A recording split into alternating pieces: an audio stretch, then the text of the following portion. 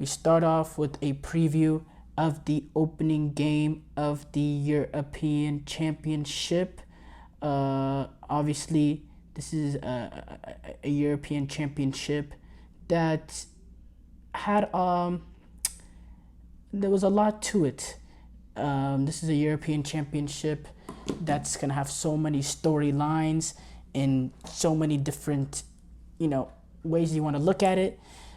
But we start off with the first topic, the opening game of this European Championship between Germany and Scotland.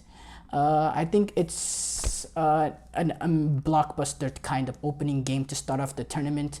When you look at Germany, them being the home nation, this is not some small footballing nation. This is a proper football country with a lot of talented players that have high expectations because of the level of squad on the field. And then you have a team in Scotland that that has passion. It's a British nation. They have passion, they have desire, they have all that, and they have a belief, and they have an amazing support led by the Tartan Army that are gonna come. They're gonna travel. They're gonna travel with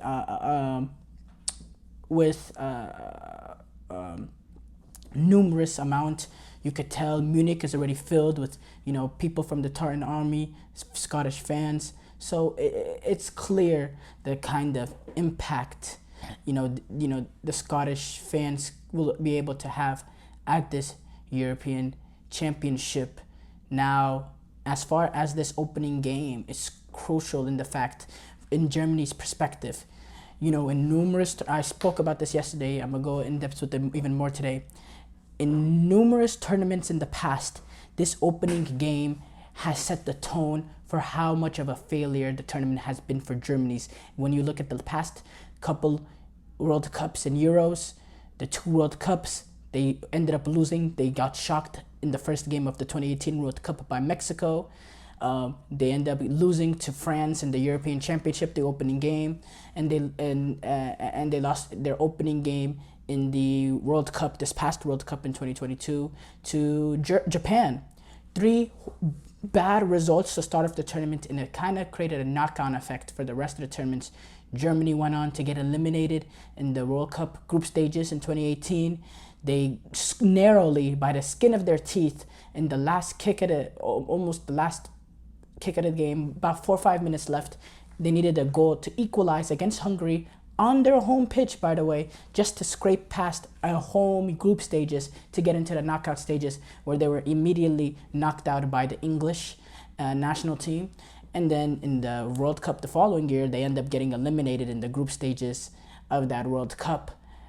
So it's clear the kind of tone and how important it is for Germany to get this Euros off to a great start. They need nothing less than a victory, nothing less than a dominant performance. And, it's been clear over the past few years or so, the level of disinterest almost from the German fans, from the German public regarding this German national team. The passion has not been there that we've seen before. It's been very, very clear. And it's very important for Germany to get the support of the nation, because look, before this, let's say the Germany team was not home at this European Championship, would we honestly believe that they would be winning the European Championships? No. We'd realistically, we look at this team, how they have a few, young players like Musiala, Havertz, Wirtz. We'll be looking at this team as kind of a team building for the future, kind of like how we've seen Spain over the past few years, where we just want to see a steady progression from how bad it's been the past few years. And we reasonably would be expecting quarterfinals. But now that the fact that they're a home team, there's a heightened level of expectations in this European Championship, and the fact that, quarterfinal is not enough. You need a semifinal, you need a final, you need to potentially win it for this to be a successful tournament.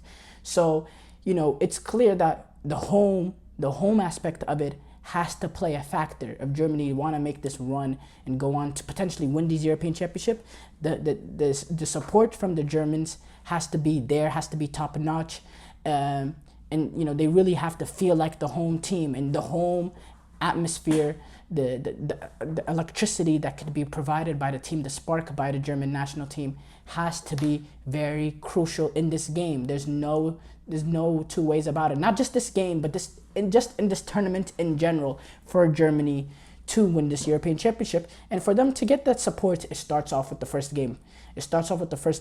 Setting the tone, letting them know that this is not the same Germany of the last few years. This is a Germany revitalized. This is a team led by Julian Nagelsmann that are here to make a difference.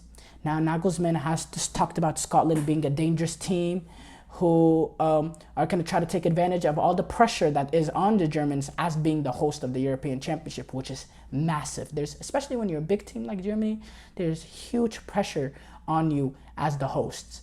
And when they're going to meet Scotland in this opening game, they're going to smell blood. The Scottish players, they're going to smell blood. They're going to understand the pressure that's on these players, and they're going to take advantage of it. Scotland doesn't have, the crazy, they don't have the likes of, a Florian Wirtz, Musiala, all that. They don't have that kind of talent, but they have a philosophy, they have a structure. They're coming onto this European Championship on very, very good form. Within Euro qualifiers, they actually, defeated Spain at Hampden Park, and they had a very good qualifying tournament. They won their first 5 games in qualifiers. They very comfortably qualified through the group stages of the Euro qualifiers. And in recent friendlies since then, they've struggled quite a bit, but still, we know what they're capable of. Now, they're going to be very, very strong defensively in terms of they're not going to leave much spaces open. They're not going to leave much gaps. They have that back 5 that they play. They have the 2 pivots that play very compact, that close the spaces between the center backs. And they really rely on depth created by their fullbacks in Robertson. And it's going to be very crucial for them springing a few attacks in general. They're going to be direct with playing Lyndon Dykes up there, who's not the most technical striker, but he's physical. He has height. He's lively in dangerous areas.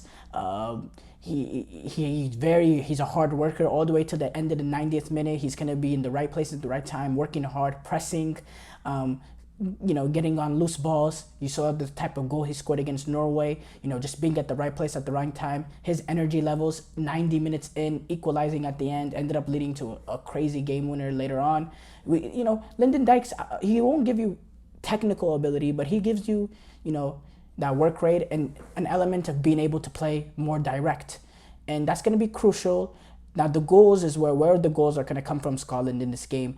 Now, Scott McTominay, he's going to be crucial for them this tournament. His capacity to make runs into the box, to get on the right areas, to, potentially find himself in a goal-scoring opportunity. That's going to be crucial.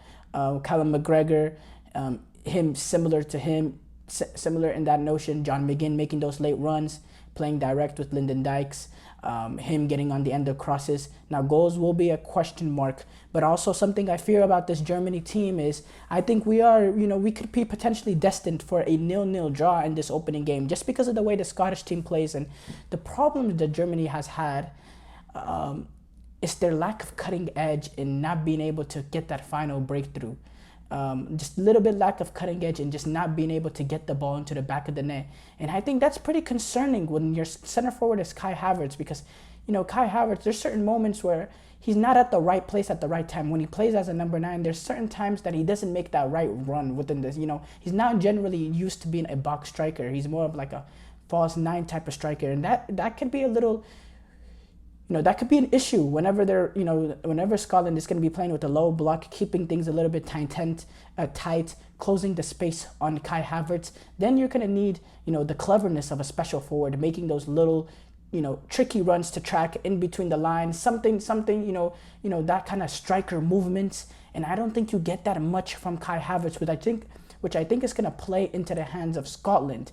So, I do think Füllkrug might be the better option for this game, just because of the way Scotland play. I don't know if Havertz is going to be able to make those little clever runs in certain areas, drift off a run or something, just make that clever movement to open up just a second of space. And then now once he gets that moment of space, is he going to be able to even be clinical enough to get that into the back of the net? I think, you're going to need that clinicalness, because you're not going to be able to create, you're going to have a lot of possession and you're going to have a lot of chances, but you're not going to have a lot of you're not going to create a lot of box chances. And I could see this game ending in a 0-0 draw.